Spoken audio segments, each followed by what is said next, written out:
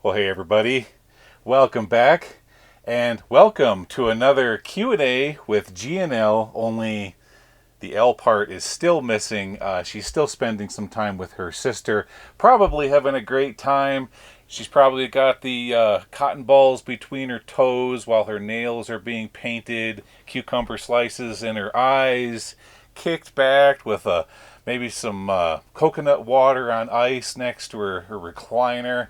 Yeah, that's probably what Laura's doing right about now. Just kidding, Laura. Hey guys, welcome back to another Q&A on this Friday. And so why are we inside the RV this time? Because it's really nasty outside.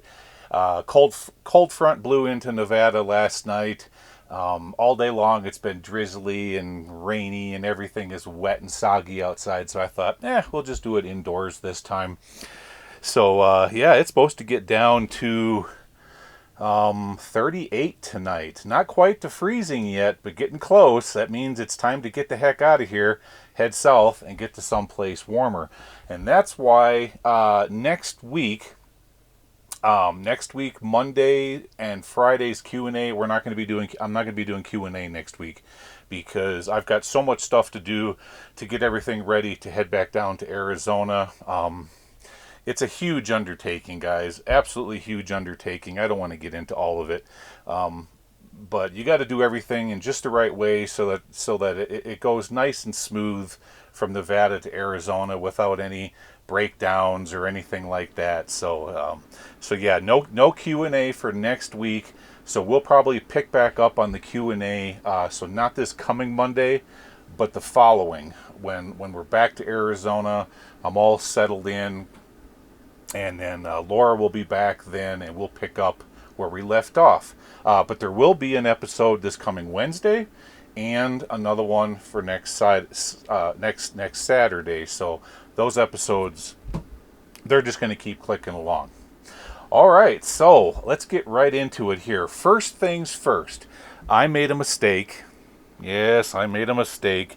So when I was posting the rocks up on the eBay site for yesterday's, well, that's yesterday for me, but it's this last Wednesday for you guys. Remember when Laura and I were exploring the hill at the Bad Air Mine, and we were trying to find the ore pass that could have potentially been underneath where we were exploring via a hidden adit on the western side of the hill? Well, it turns out we never found the adit, but we did find some really cool specimens of manganese which contain silver chloride. And that's what we've got going on right here. So these are the three pieces. One, two, three. Okay, so these are the ones that you're bidding on right now. And these are the three that came off of that hill. But, let me put these back down here. Let me show you where I messed up. So when I was photographing these, I photographed all four, and I accidentally got this one mixed in with the manganese one, okay? So right now, up on the eBay site, many of you have already started bidding on, let's see, what is it? Item number MS1, something like that. It's like manganese silver or MC, manganese chloride. It's either MS1 or MC1.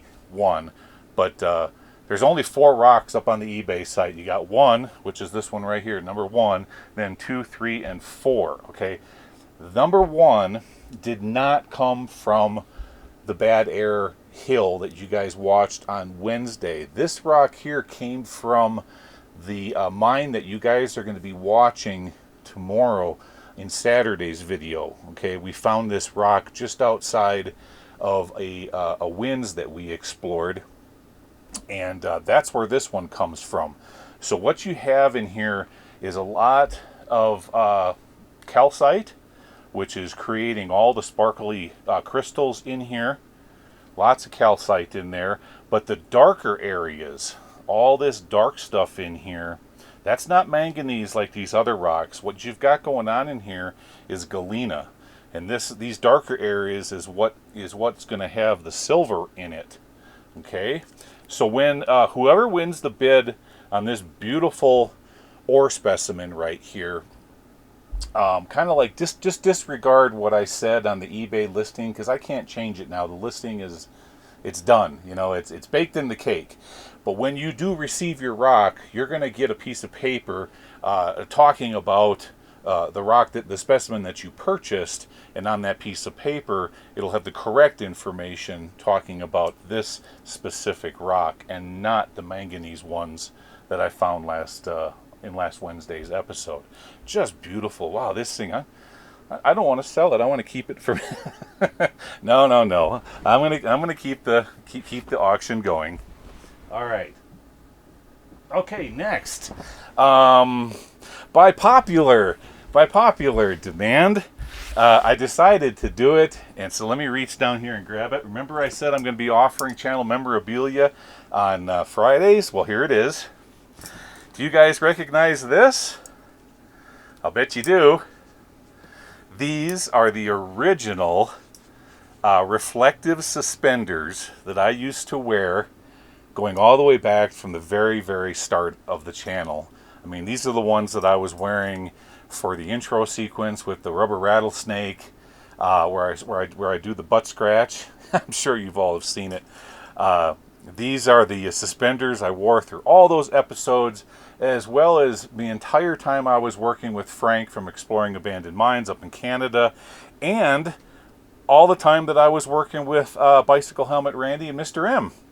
So these have been with the channel as part of the Gly Coolness costume for many, many years, and I was going to throw them out because they are wore up, and I thought, no, keep it.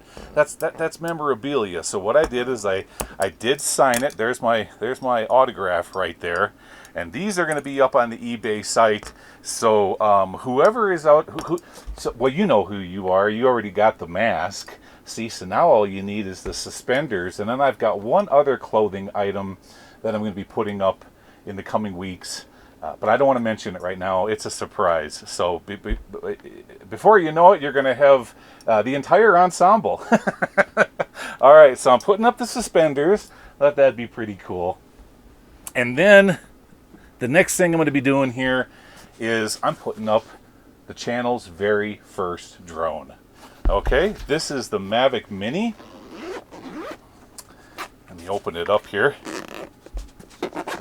Okay, there it is. And this is how you will receive it when it gets shipped to you, just like that. Okay, so what do we have here?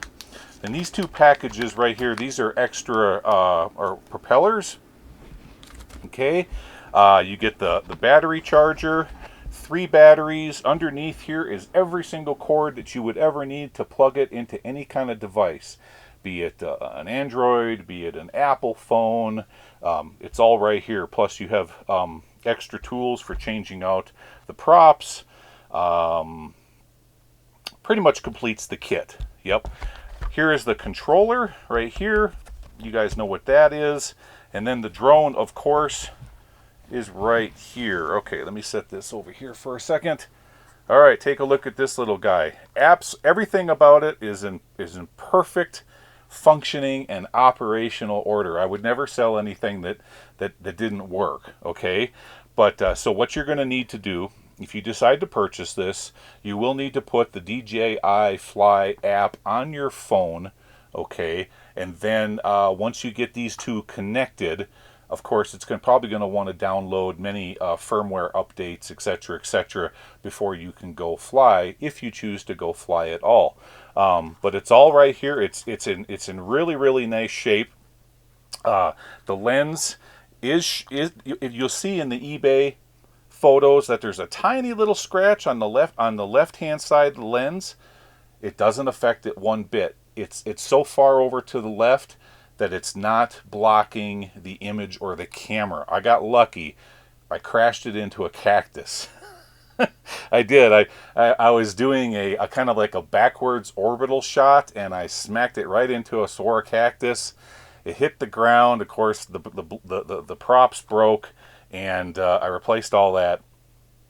And then I got real lucky because the scratch is off here to the left, and it didn't cover the camera. So Oh, thank goodness. But this little guy was used for not the first year of the channel, because or the first year of the channel was kind of broke. So I had to wait a while before I could start to afford drones. So it wasn't until like the latter part of 2019 coming into 2020, somewhere in there, is when I finally got this little guy. But this is the drone that did I mean everything, all the aerial shots and drone work that you've ever seen in the like in the latter part of 2019, 2020, and 2021, somewhere right there. Because it wasn't until I believe 2022 is when I got the super fancy, Mavic Cine that I use now. But everything prior, this is the drone that did all those intro shots with the music, you name it. This is the guy right here. So I'm going to put him up on eBay for a nominal price. Yeah, I understand that you could probably go on there and find one for a little bit cheaper. But see, that's not what you're doing here. You're getting memorabilia. You know what I'm saying? It's you're not just buying the drone. You're buying the the story behind it, so that you can hold this in front of your friends and family and say, "You see this?" and then tell them the story. And that's why I signed it. Actually, I autographed it right there. Yep.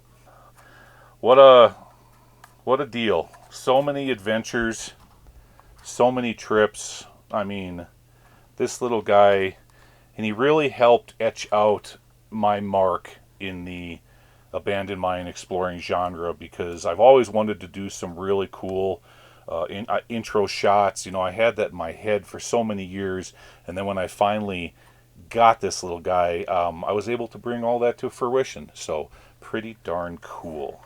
Yeah. All right. Let's put him back here, and we're gonna set him right over there, and just like that.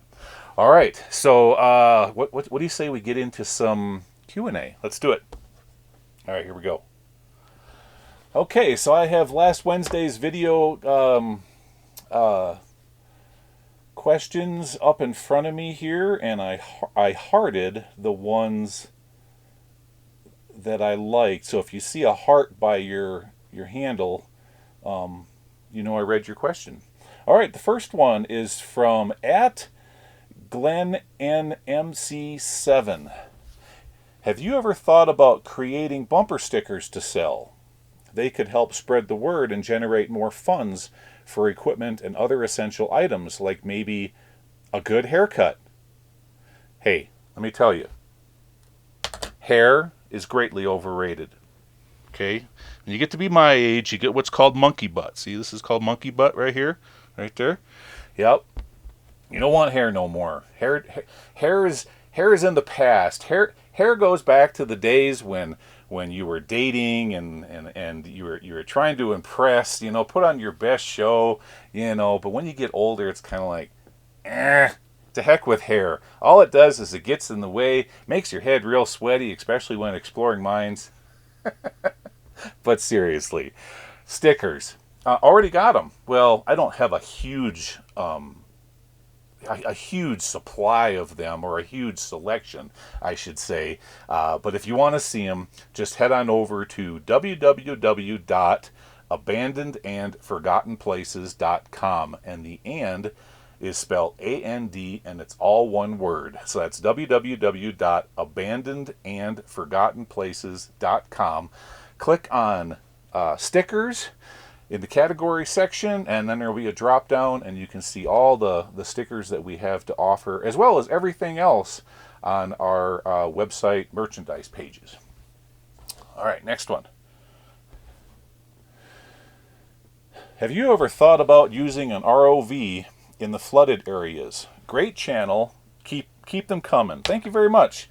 I've looked at it, and I see that those old boys over there in the UK, they're doing it, putting an ROV underwater on a tether. Those things aren't cheap. They're quite pricey. So think of it like this.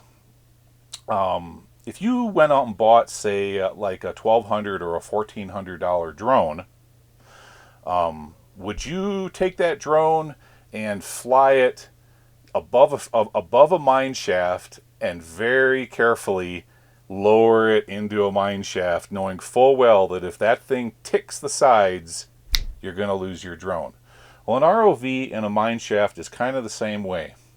When you send it in underwater, you're taking a big risk that you could hook the tether on just about anything.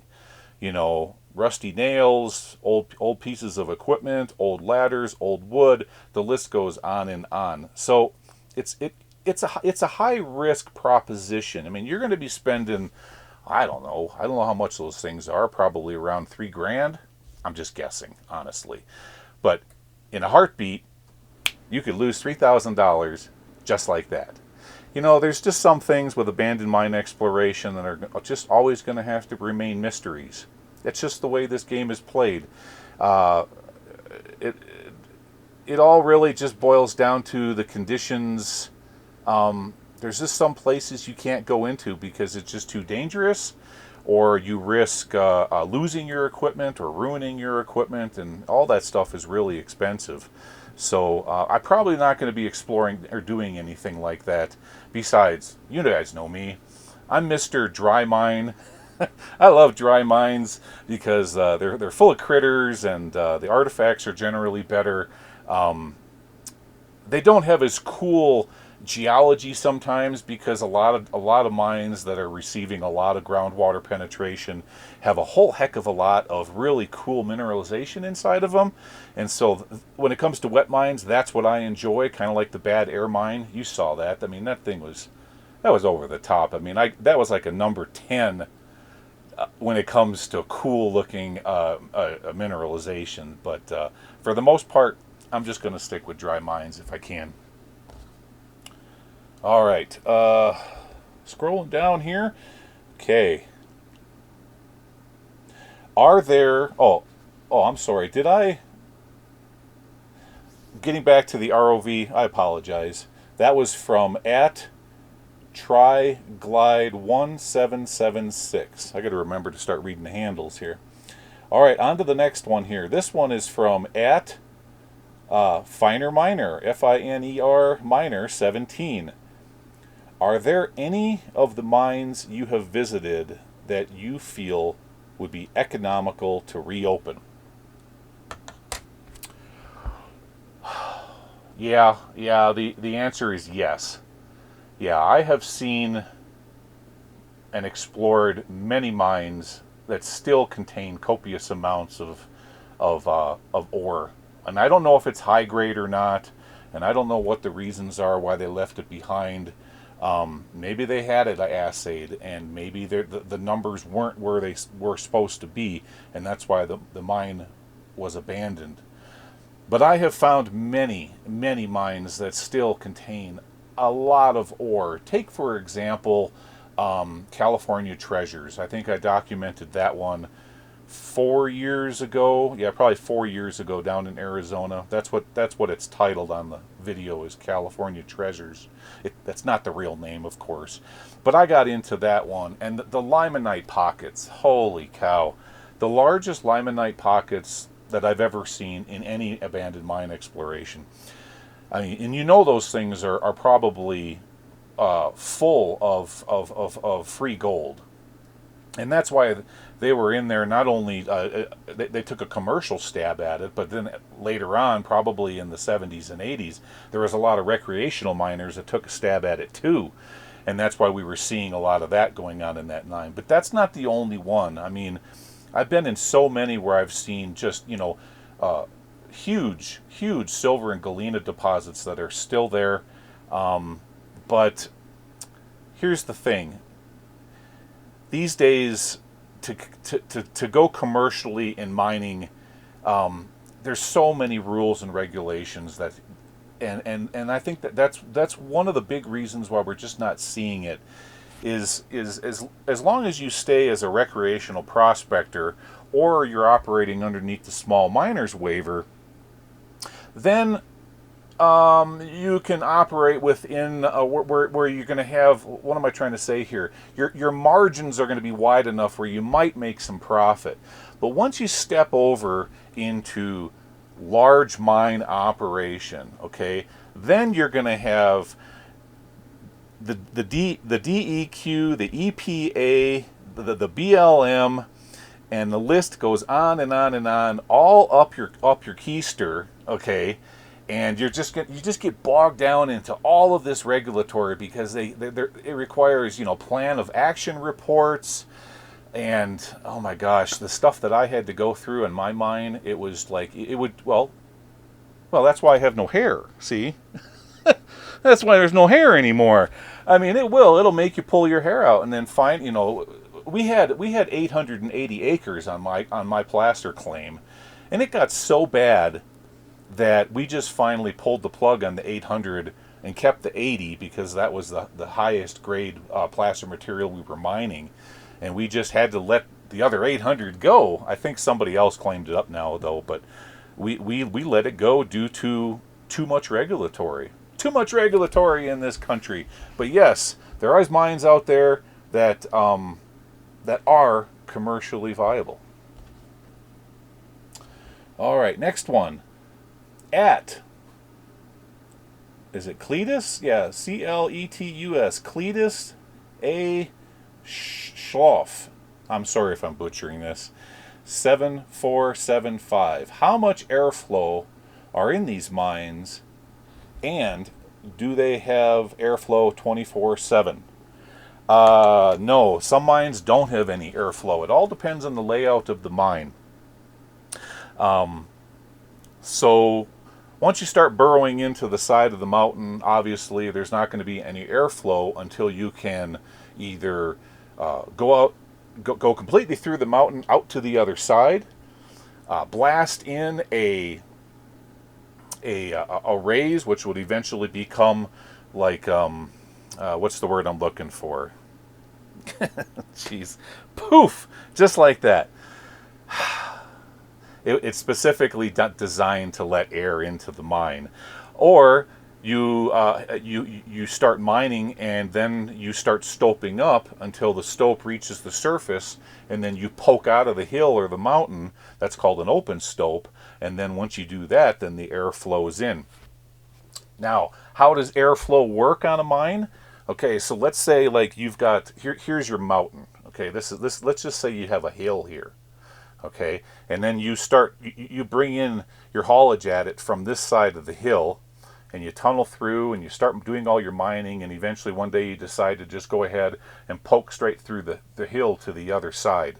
Okay, well, you guys know how an airfoil works, like the wing on an airplane. Okay, well, as air blows over the top of the hill and curls in on the backside, creating an eddy or a low pressure zone, okay, then because of that low pressure on that side of the hill, that will draw the air out of the haulage adit and in from the other side. And the same is true when the air blows the other direction. That's why a lot of times when I walk up to a portal, the air is either being blown right into your face or it's being sucked into the mine. But most of the time, it's exploratory prospects that we explore that don't have any other openings into the hill and going back outside, and that's why when you get into those, the air is stagnant. Especially the deeper that you go, there's no airflow whatsoever, and that's pretty much how it works. Yeah, like that. So you got to have it. It is not circulating 24/7. It all depends on the weather conditions outside. Is there a wind? Is there not a wind? Is it a calm day? And it entirely depends on the layout of the mine. All right. Okay, here. Let's keep going. This one is from @radio.pirol. Pyrol. They say, I'm from Germany, Saxony, in the area around Freiburg. Are mines that are started back in the 12th century. Mining was going on until the early 1900s in some places. So you can imagine that there are a lot of shafts down there. So many that you can spend days down there and walk distances in the tens of miles going in one town and getting out at another. Is there any mine in America that you could walk like 10 miles in one direction? Yep, absolutely. And that mine is the largest abandoned mine in all of Nevada. And everybody already knows about it, so that's why I'm not afraid to give out the location. But it's outside of Rachel, Nevada, and it sits over there by, I think it's called Chocolate Mountain. It's a more modern mine. It was operated in the, I believe, the 40s through the 70s. I've already documented it with Mr. M and Randy. We got into it. This was probably about 4 years ago, and we just walked and walked and walked and walked and I mean, we were in there. We were in there for hours. We were in there for so long that I was starting to like worry about. Okay, everybody has. Do you have enough batteries, backup batteries? Everybody's flashlights. Okay, it's absolutely huge. You could probably spend a week underground and still never see all of it. It's just too big, and that's just the areas that aren't flooded. I can only imagine what the areas that are flooded look like. You guys remember that mine? It's the one where I crawled up the steel ladder in that giant 6 foot diameter borehole, and then spit out at another level. I'll tell you what. I'll put a link to that to the first episode down in the description area. But that's the one, and so many people have been out there. So many YouTubers. I mean, it's just like it's one of those mines that's literally on the top of everybody's Explorer, kind of like Mount Rushmore is for people that go on vacation. You know, that's how popular the mine is. So yes, that is truly the largest one in Nevada. As far as Arizona, probably it could probably be debated, but probably the landslide mine. That's what I called it about say 5 years ago when I explored it with Frank. The landslide mine. All right, any more? I think that can't be it. No, we got another one here. Okay, this next one is from at the Shornak, Shornak. Hey, I recognize your icon. You've been with the channel for years. Okay, here we go. Gly. It would be beneficial to carry a portable oxygen tank with you. Something you can just leave in old Bob just in case you need a hit. I thought if you came out and took a few breaths of pure oxygen, it might help. That's not a bad idea. I see those things being sold. You can pick them up at the Walmart pharmacy or at Costco and places like that. That comes in a little bottle and you just, you know. But I don't know. I'm just kind of ask Laura. I'm really stubborn and kind of set in my ways. It is what it is. When I go out on an explorer and it's a really tough day and it's hot and you're hiking up and down hills and you're all sweaty and it's like you're above 8,000 feet, in elevation and I mean everything just and then prior to that, of course, you had to drive all the way out there and you've got a number of miles of bumpy roads, etc., etc. Anyways, my point is that all of these things combine down to how you see me on camera within that moment. Okay, so if you see me on camera and it's like I'm huffing and I'm puffing and I'm out of breath or I can't seem to get air or whatever else the case may be, well, the reason that is because so many things have already transpired just to get to that point where I even just start turning on the cameras. It's not like I go from my RV right here, safe and comfortable, snap my fingers and I'm at the portal of a mine and I start exploring. A lot has happened up to that point, and so by the time I turn the cameras on, you guys are seeing me already a little bit winded, a little bit tired. You can hear it in my dialogue, but I won't disagree. There's times where, especially when I get above 9,000 feet, which is where what was the name of the mine? Thunder Ridge. Thunder Ridge is above 9,000 feet. Boy, I tell you what, after going up there, I really wish I could have, taken a hit of pure oxygen. But I find a lot of, I like to be unencumbered, you know, in my explorers. I understand what you're saying. You're saying carry a tank and bob. I get it. I get it.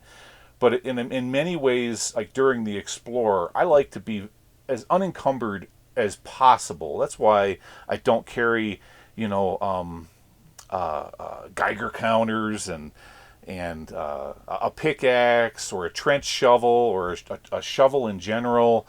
Or you know, people have made so many different suggestions over the years that, you know, you should carry this and you should carry that. What if this happened? What if that happened? Well, I tell you what, if I carried every single thing that everybody's ever suggested to me,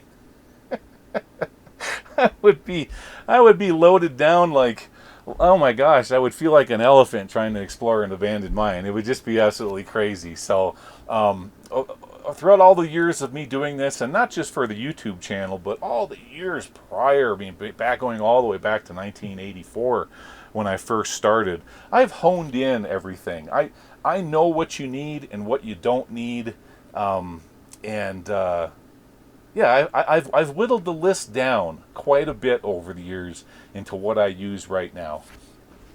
All right, is there any more? Any more here? Did we get through them all? Oh, got one more, and then we got to go. We don't want to make this too long.